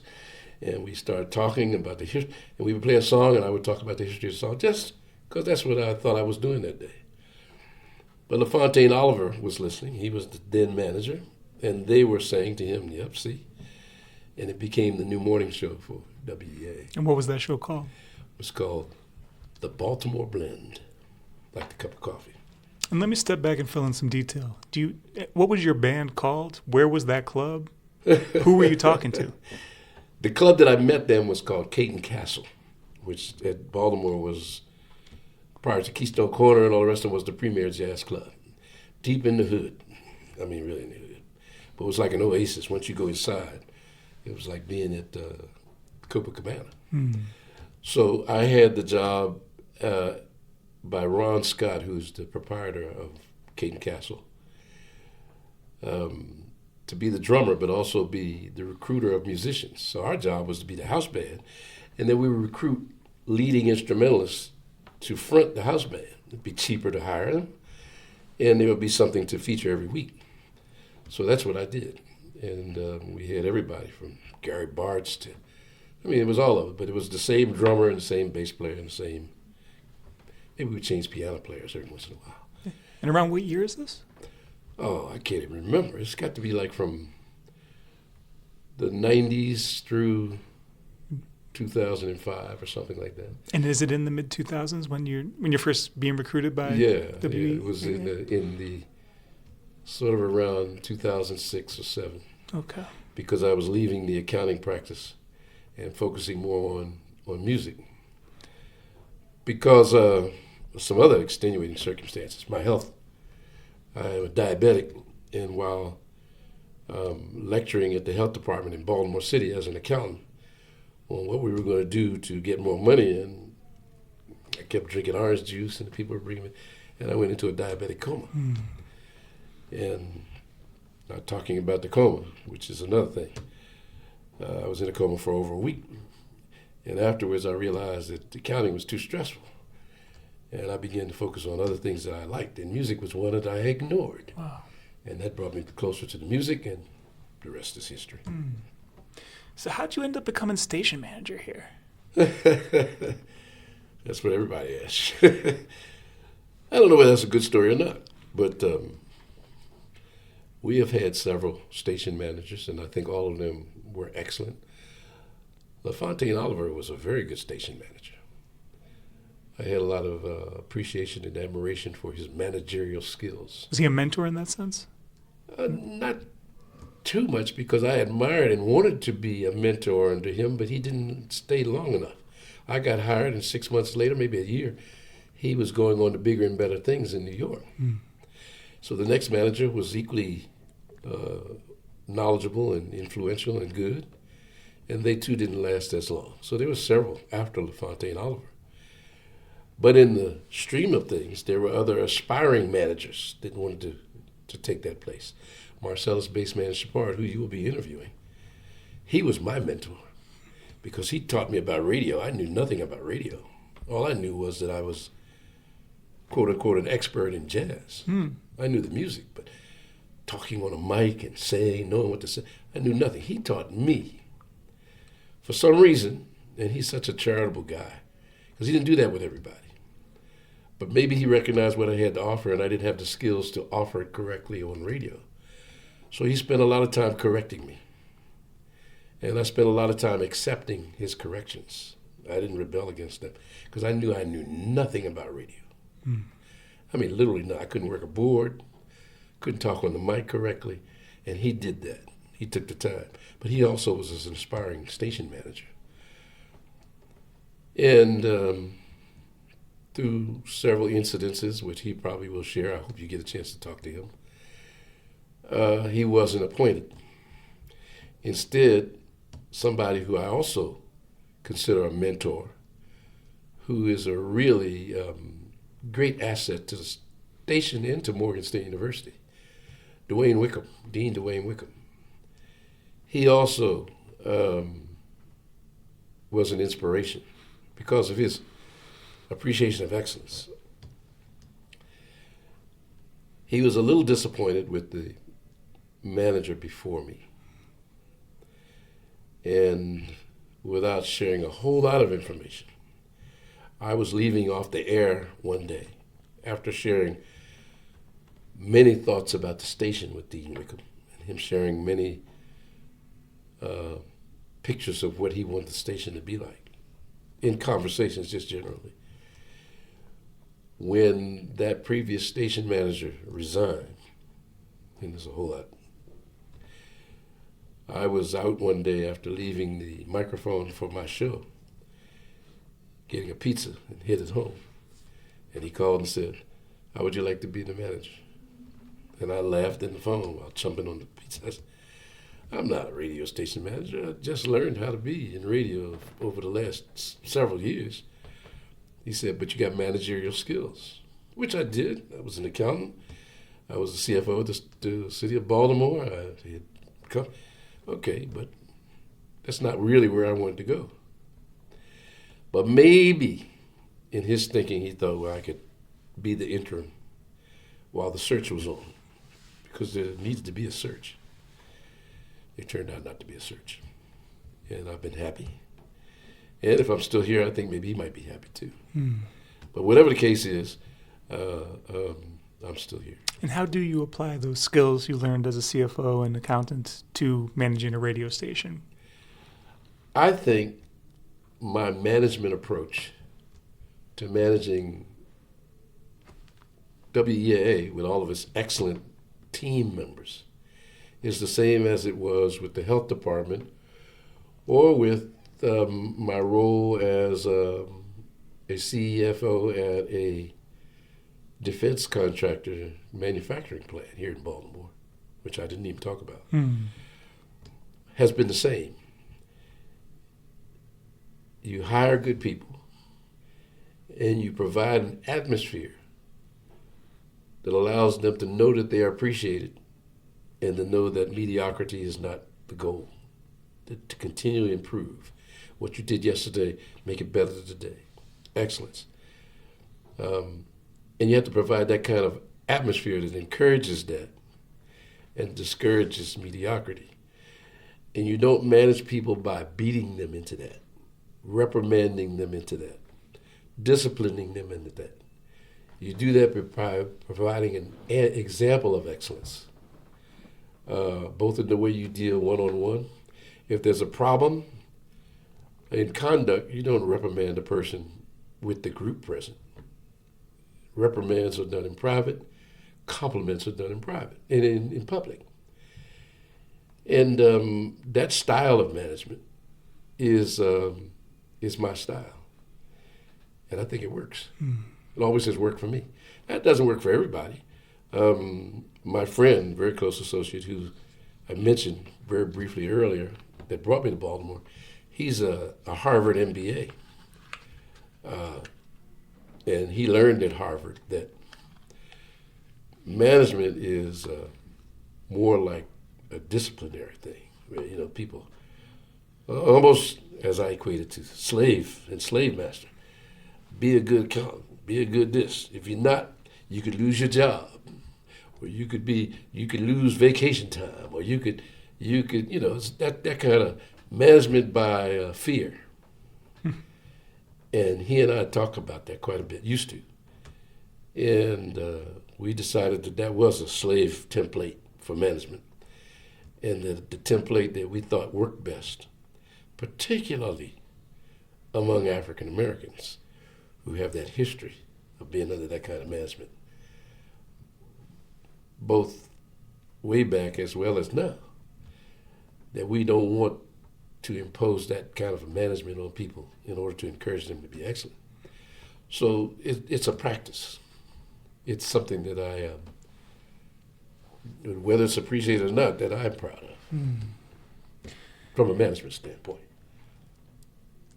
Thank you for that. Now, when you're on the air hosting, say, a master class or Soul Serenade, or I think you also hosted the Baltimore Blend, right? What do you love most about that job? What appeals to you the most? What do you get out of it? Oh, I love it immensely. It's a passion for me because I know that WEA has a listening audience. And so you almost close your eyes and you want to share whatever you have with that audience that will bring them to a different level of appreciation for what you appreciate. And I appreciate good music. Music that inspires people to be better than they were, not trash music. And most of our great music practitioners, like the Duke Ellingtons and the Count Basies and the Cannonball Adderleys and the Miles Davises, and the list goes on and on, they were excellent. Maybe not appreciated in their excellence, but nevertheless they were excellent. And one of the things that their music always did was inspire people to really say, how did they do that? And so it not only inspires musicians to be better musicians, but inspires doctors to be better doctors. And I want our audience to appreciate that the way I do. So I choose the songs that display that and are representative of that excellence. And then I make I ask my audience to listen closely to this and that and recognize this and compare this to that and hear why I know it's excellent. And magically, they do. And they call back, a few of them. Or they text. I share my number. They say, I didn't know that about Miles. I didn't know that about Cannonball. I'm listening to it now. And another approach I have, which defies radio practice, is I refuse to categorize music. In radio, I was taught, even by Marcellus, my mentor, you don't mix gospel with jazz, and you don't mix R&B. Not me. Good music is good music. And I may play 2 jazz tunes, and I'll play some 2 excellent R&B tunes, and and the people that I have been sharing this music with after these number of years, they have come to appreciate that it's all music. Now, none of it is that profanity-laced stuff that I try to wean people off of, but all of it inspires. And it doesn't make any difference whether it's gospel or R&B or Christian or whatever it is. I share it all. Well, this is public radio. This is not commercial radio. This is doesn't have the same strictures on format. So we don't have to obey it. Speak to a little bit of that freedom that public radio allows and why it's so important that we hold on to this. Immensely important. Absolutely important. One, because it doesn't exist in the broader radio. When you're obligated to play with General Motors or General Mills or the companies that underwrite you want you to play, then you're not sharing something that benefits the society. You're sharing something that benefits your underwriter. Here in public radio, we are given permission to play what we love. Now, so the first task is to make sure that what we love is something that's helpful. That's our job. But once we're eliminated from the necessity of sharing trash with the people just to make money, that capitalist focus, then it makes public radio all the more important for the upliftment of society as a whole. Now, we want to uplift African Americans. Certainly we do, because we feel there's some injustices and some disparity about how their culture, our culture, has been fed to us. From listening to the regular radio, our culture is fed to us through profanity-laced, lowest common denominator rap artists. And we latch onto it because we have a natural affinity for music. And we want to be the next bee out there, or the next hoodlum with a gun, or somebody who emulates that culture, because that's what the regular stations are playing. Mm-hmm. But if you just don't play that, we also have the desire to be the better. And I believe, as we hope most public radio stations believe, that if you share the excellence, people will aspire for the excellence. You share the trash, they go for the trash. And we see that happening. Yeah. And you're also kind of alluding to violence a little bit as well, and sort of we're thinking about where that comes from. Not my question. My question is more, what is the relationship of this station to the community of Baltimore, and how do you see this station helping people navigate thorny issues like community violence or police violence or whatever? What is that relationship, and how do you see that playing out? Well, an excellent question, which is a part of the role of WEAA. I talked about sharing excellent music. I talked about sharing factual-based, inspiring perspectives on community events and politics through our talk shows but the other side of that role is you don't want to do it at WEAA from a distance. We don't want to come in here and speculate on what the community needs and try to share it. Another part of our role is you got to be in the community. That's why I have to continue playing drums. I'm at all the venues all the time, whether I'm playing or whether I'm participating. I serve on several boards in the community. And those boards benefit not only from what I might share from an accounting or management expertise, but from what I talk about when I talk about the music at these meetings and all that. And I know these people. And as a result of knowing and interacting, I learn what they're striving to do. And they learn what my role is in helping them get there. So we're not just the voice of the community. We are the community. And the persons here at WEA don't just want to be here and try to think we know what the community needs. You've got to be out there. You've got to be a part of what the politics are doing. You got to go to the city hall meetings. You got to be interacting with the people who are major players in the street.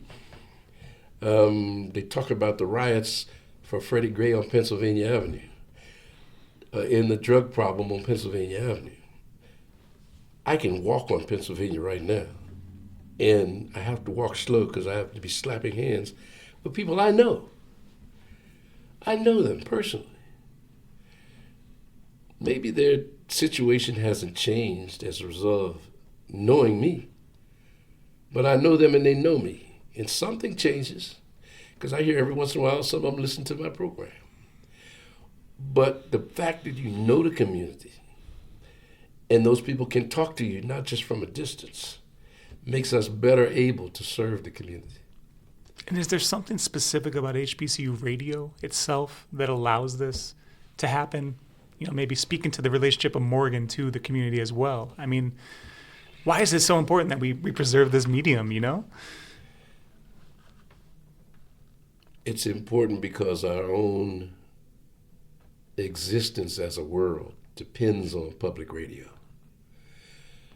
Our own perspective on who it is that we are dealing with that are different from us. Is that difference bad or is it good? Public radio has the responsibility to make that clear. That where we see that we come from different neighborhoods or different ethnic groups or different religious beliefs or different geographical areas or different political views, public radio brings it together and allows us to discuss it respectfully and to share that music. It's not just Miles Davis, Doc Severson. I play him. I play Kenny G. If it's good, we're going to play it. The overall point is we have to learn about each other and the excellence in each of us in order to make this a better world. And other stations can't do that because they're obligated to their sponsors. And that excellence, though, with HBCUs in particular. Oh, yeah. And Morgan in particular. Morgan is doing that in the community in so many ways. And WEA is just a small part. Because we're not just doing it musically. We're training new broadcasters. We're training students in journalism. And we're not just training them like other institutions train journalists or broadcasters how to use a mic and how to write a script and how to edit. No. Part of that training is the perspective on community life, on sharing information, on appreciating different human beings from different backgrounds. All of that is a part of what public radio does on the air and off the air in terms of the environment here. You call this a learning lab. That's what it is. It's a learning lab. Has it always been that? Its mission has always been that, but it always didn't emphasize that mission. Depending upon how the university itself and how those in authority over WEAA see its role, depends on how it's what it allows us to emphasize the importance of a learning lab or not.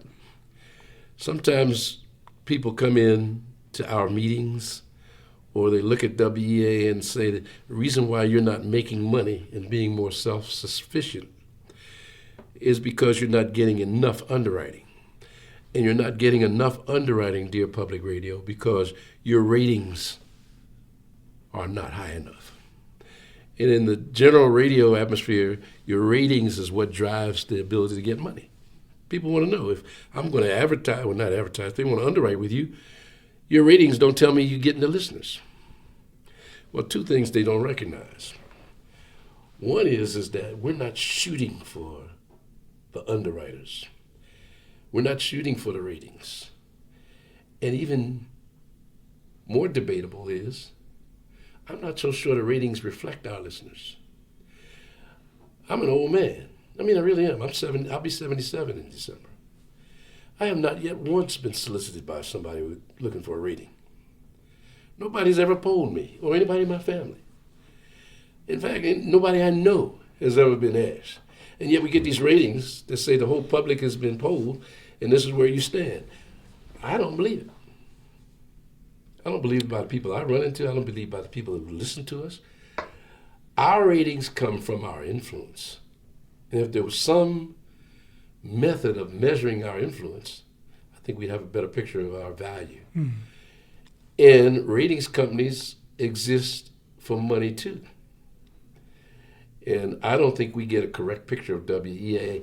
And so when you come to be emphasizing our role as a learning lab, the people who are over WEAA here at Morgan have to recognize our value themselves and to not hold our feet to the fire to whether or not Arbitron or some ratings place, if they were the dictators to our value, we wouldn't have been around for 48 years.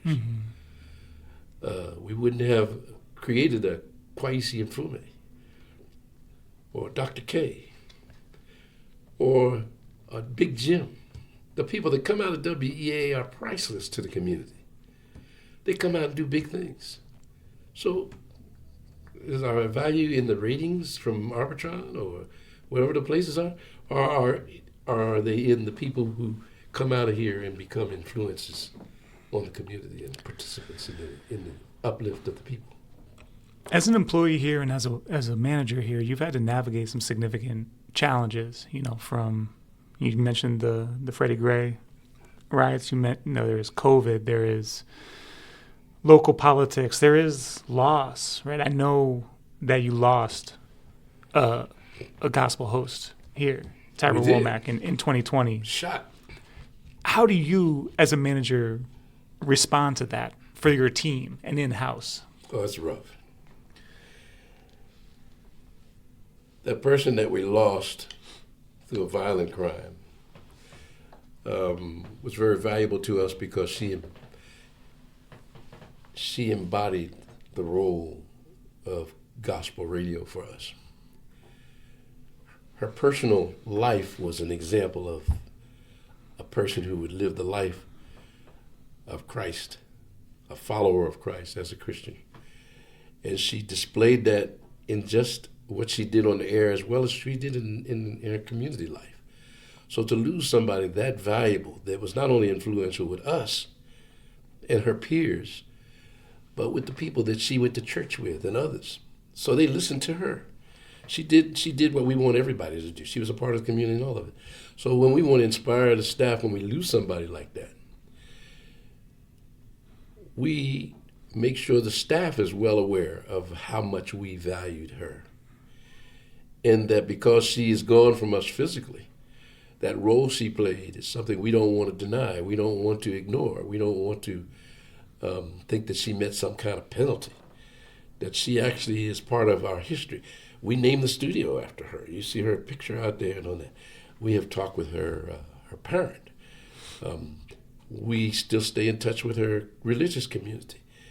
And we let her and her people who loved her and our staff know that she is what we represent and she represented us. And so we want to continue in that tradition. It's how accurate history should be depicted. Accurate accounting should be. When you have something excellent, you keep it in the forefront. You let people know why it's value. And that's how we value her. And we've lost others. Marcellus is no longer with us through circumstances beyond his control. His excellence still permeates the building because he was one of the top broadcasters, top voices, top representatives of good music and good broadcast discipline. So the circumstances that brought about his departure is not something that we are angry with him about or how it happened. He's an example of excellence. And whether people are departing because of circumstances beyond their control or other aspirations or death, that doesn't mean that they were bad. It means that we continue with the role, with the task. And in the present moment, radio stations, public radio stations dealing with the rescission of necessary federal funding right now in this time. It's hitting a lot of our partner stations pretty hard. Oh, yes. Right That's included. How are you thinking about that and navigating that? How does it change your leadership or what you need to be doing in this moment? Right now, we're still sorting through that. It's because the cessation of funding from CPB and the dissolution of all those helping institutions that just seemed to have happened overnight in the last several months have shaken up the whole public broadcasting world. So we don't know how we're surviving it. We're hoping that the university will find additional resources to help WEA with the funds that we no longer will receive. We're hoping that our underwriting department and the rest of us will be able to creatively come out with different ways to finance. We hope we'll be able to raise additional, if not more, funds from our listeners. But the truth of the matter, we're still sorting through that. And unlike some public radio stations, we were, the advantage that we may have, I don't know whether it's an advantage, but the cessation of those funds will not hit us until the next fiscal year, where some stations, it hit them immediately. The government fiscal year started October the 1st. Some of them were affected immediately. We have a little small window to try to find some remedies for that decrease in funding. But it's not supposed to affect the quality of our programming and what we offer.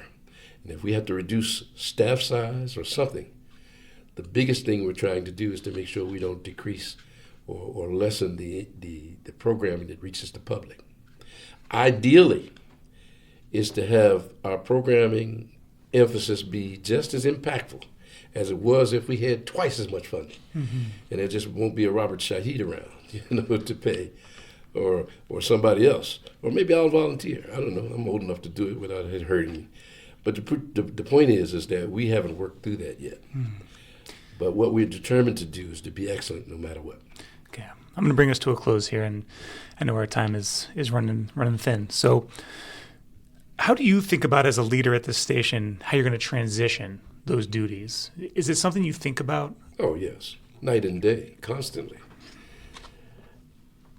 And it's not something that we have or that I have.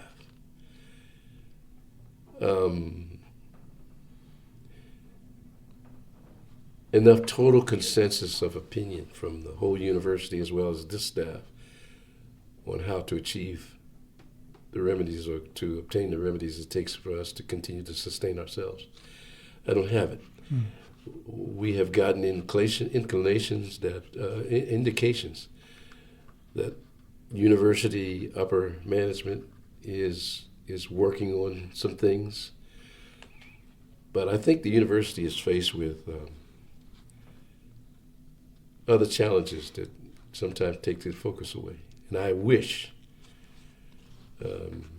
see, nobody can fire me now because I'm close to retirement. I wish that the university itself, from its upper echelons of management, would recognize that WEA needs everybody's full attention during these critical times, and not wait until we have to terminate people, that we have to reduce staff and do other things in order to survive, which is only months away. Yeah. You know, we have a tendency sometimes to be firefighters. We only wait till the blaze is hot, and then we come out with the hoses and stuff and think we're going to help put it out. And what ends up happening is the whole building is destroyed. If we recognize the fire is brewing right now, and we cooperate as a university and as a station staff, which this staff really does in WA, as a total university, and in fact a total city, because we are part of the city. And there may be funding lines that are available to us that we haven't tapped into. The mayor settles cases for drug difficulties that they've received monies for. We're part of the city, and we affect drug treatment and rehabilitation.